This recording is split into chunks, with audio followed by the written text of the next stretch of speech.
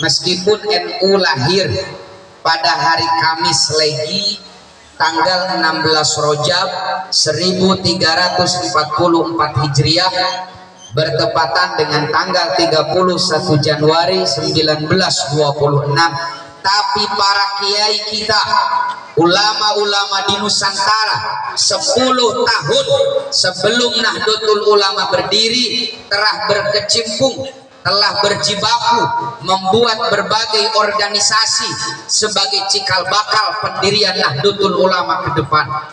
Tercatat dalam sejarah pada tahun 1916,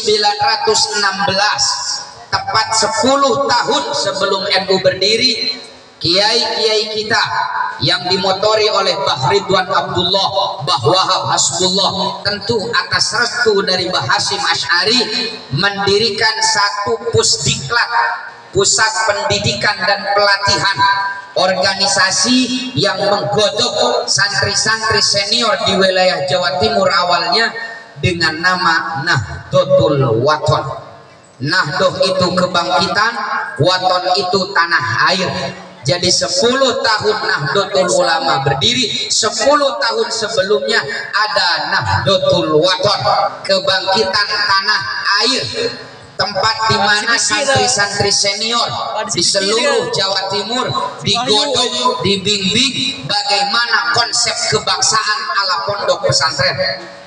Dicatat dalam lembaran sejarah, setiap mulai acara di Nahdlatul Wathon ini, Mbah Wahab Hasbullah membuat satu lirik yang sampai sekarang kita nyanyikan, lirik Subhanul Wathon, yang tadi dinyanyikan, Yalal Wathon, Yalal Wathon, Yalal Wathon, Hubul Wathon minal iman.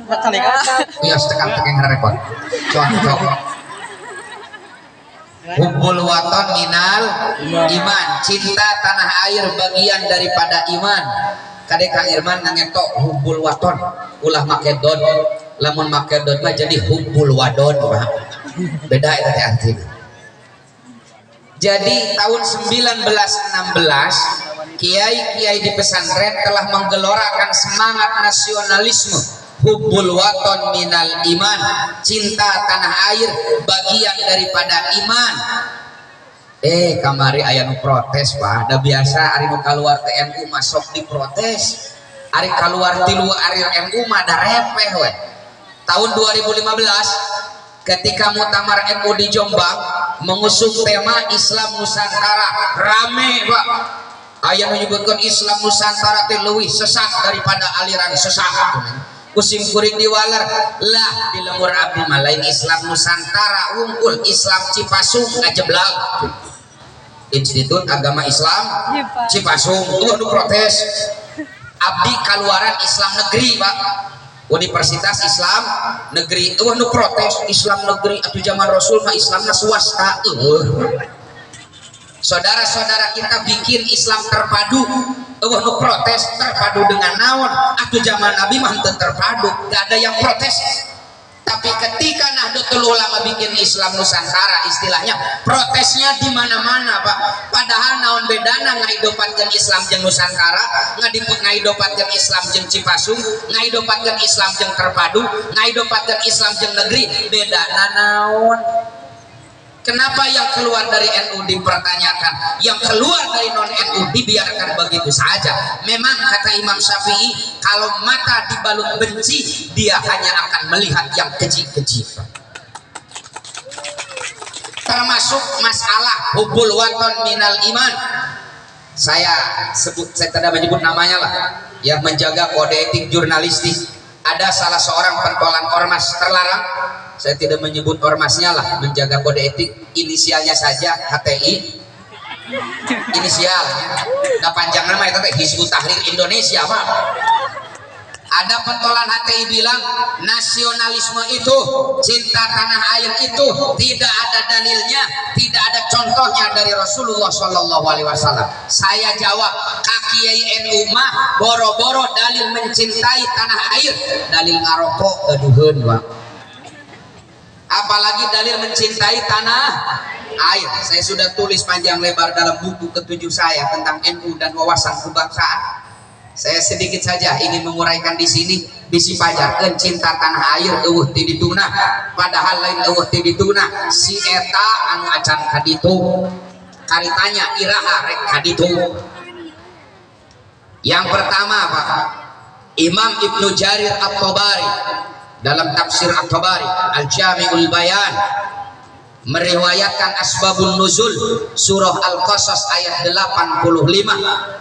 Asbabun nuzul ini juga diaminkan oleh Imam Bukhari dalam sahihnya. Ketika Sayyiduna Muhammad keluar dari Mekah menuju Madinah, beliau istirahat sejenak di Zuhfah. Tak sengaja beliau melihat pertigaan menuju Mekah. Beliau berdiri menatap terakhir kalinya kemana jalan itu berhenti, ke tanah kelahirannya Mekah. Tak terasa air matanya meleleh Pak. Lalu keluar dari lisan beliau, sungguh engkau adalah sebaik-baiknya tempat yang aku cintai. Andai masyarakatmu tidak mengusirku, kata Nabi, tak akan pernah aku tinggalkan engkau wahai Makkah tercinta. Rawahul Bukhari. Nabi jelas mencintai Makkah. Lalu turun malaikat Jibril membacakan surat Al-Qasas ayat 85. Innallazi farada 'alaikal Qur'an larudduka ila ma'ad. Sungguh Muhammad, Allah yang telah mewajibkanmu menjalankan hukum-hukum Al-Qur'an, larudduka ila ma'ad, akan segera mengembalikanmu ke tempat kembali. Kata Maqatil, Ikrimah dan Mujahid menerima riwayat dari Ibnu Abbas, maksud ma'ad tempat kembali dalam ayat ini adalah Makkah Al-Mukarramah dengan futuh Mekah beberapa tahun yang akan datang. Jadi kalau kita mengikuti penafsiran Ibnu Abbas, ulah leutik hate bageur, Allah mutos ngawajibkeun salira ngajalankeun hukum-hukum Al-Qur'an, akan segera mengembalikanmu ke Mekah kege balik deui mudik Muhammad. Makanya Al-Imam Ismail Haqqi Al-Hanafi dalam tafsirnya Ar-Ruhul Bayan, beliau menafsirkan ayat ini, wa fi tafsiril ayat isyaratun ila anna hubbal waton minal iman. Dari tafsir ayat ini ada isyarat bahwa mencintai tanah air adalah bagian daripada iman. Bahkan Al-Imam Syekh Wahbah Suhaili dalam tafsirnya Al-Munir fil Aqidah wa Syariah wal Manhaj, ketika beliau menafsirkan surah An-Nisa ayat 66, walau anna katabna alaihim aniqtulu anfusakum aw ikhruju min diyarikum ma fa'aluhu illa qalilun minhum.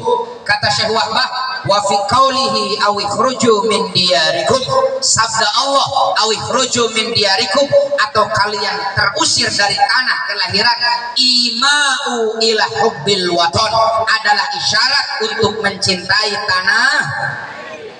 Lalu Nabi semangat melanjutkan perjalanan ke Madinah. Begitu Nabi bisa sampai ke Madinah Pak, di Madinah sedang diberlakukan PPKM level 3 Pak. Ke musim pandemik di Madinah ketika Nabi datang. Banyak sahabat-sahabat muhajirin yang terpapar virus. Akhirnya Nabi menyuruh sahabat-sahabat mengaminkan doa beliau. Beliau mengangkat kedua tangannya, kata beliau, Allahumma habib ilainal madinah kahubbina makkata aw asyad. Ya Allah, anugerahkan kepada kami rasa cinta terhadap Madinah ini, tanah air baru beliau, melebihi kecintaan kami terhadap Makkah Al-Mukarramah. Rawahul Bukhari. Jadi dalam Sahih Bukhari, Nabi dengan tegas memohon kepada Allah agar Allah menitipkan rasa cinta dalam hati beliau untuk tanah airnya. Kita belum pernah memohon kepada Allah untuk mencintai Indonesia, karena Allah telah menjawab doa sang Nabi dengan mengutus para guru-guru kita, mengutus kiai-kiai kita yang mendoktrin kita sejak kecil, hubbul waton minal iman, cinta tanah air bagian daripada. Kalau kurang percaya lagi, masih dalam riwayat Bukhari urutan hadis 1753 lah. Idza qudima min safarin fanadhara ila judratil Madinah, pami Nabi mulih di luar kota kateni terastos katawis tembok-tembok perbatasan Madinah. Nabi mempercepat kendaraannya, tancap gas ingin segera sampai ke Madinah. Kata Ibnu Hajar Al-Asqalani dalam Fathul Barinya, wa fil hadisi dalalatun ala fadlil Madinah wa ala masyru'iyati hubbil watan wal hanini ilai. Hadis ini punya dua poin. Satu, tentang kemuliaan Madinah. Dua, disyariatkannya mencintai tanah. Ayat begitu. Cekap sakitu dalilna. Kalau masih kurang silahkan baca satu kitab tipis cuma 209 halaman. Judulnya Al-Haqqul Mubin fi Raddi ala man tala'aba biddin, karya Dr. Sayyid Usamah Al-Azhari. Di sana jelas hubbul waton indal mufassirin, hubbul waton indal muhadditsin, hubbul waton indal fuqaha, hubbul waton indal syu'ara. Detil lengkap tentang dalil mencintai tanah. Jadi jangan ragu untuk mencintai Indonesia. Kenapa? Ibu, saya mau tanya sama Bapak Ibu sekalian. Biasa hirup di awang-awang, calangap jika tongeret. Biasa tebu. Di tanah Indonesia kita berpijak, tanah Indonesia tempat kita sujud, air Indonesia yang kita minum, dengan air Indonesia pula kita bersuci. Makanya menjaga tanah dan air adalah modal utama untuk merealisasikan keimanan dan keislaman kita. Nusantara ini Pak, dari Sabang sampai Merauke adalah sajadah panjang kita umat Islam di Indonesia untuk sujud dan mengabdi kepada Ilahi. Kalau kita mencintai Allah, maka cintailah tempat sujud kita kepadanya, yaitu Indo. Mustahil kita bisa menjalankan keimanan tanpa punya tanah dan air. Cintai tanah air, karena disinilah kita mengabdi kepada Allah Subhanahu wa Ta'ala. Bu, cinta ke Indonesia? Nah, melempem. Bu, cinta ke Indonesia? Esok ngaduakeun Indonesia. Ibu cinta ke Indonesia? Ya cinta. Esok ngaduakeun Indonesia? Nyata ada. Eta mah jiga salaki ibu 5 kali sadinten nyebat I love you ka ibu. Nah, sholat lohor, mama I love you. Beres sholat asar, mama I love you. Udang subuh, mama I love you. Tapi can pernah nganapakahan. Percaya mual. Kalau kita mencintai Indonesia, mari kita tunjukkan rasa cinta kita kepada Indonesia. Dicontohkan oleh Nabiullah Ibrahim di dalam surah Al-Baqarah ayat 126, mirip dengan surat Ibrahim ayat 35. Wa idh qala Ibrahim rabbij'al hadza baladan amina warzuq ahlahu minas samarat, dan seterusnya. Kata Nabi Ibrahim, ya Allah, jadikan negeri ini negeri yang aman dan limpahkan kepada penduduknya rezeki dari beraneka ragam tumbuhan.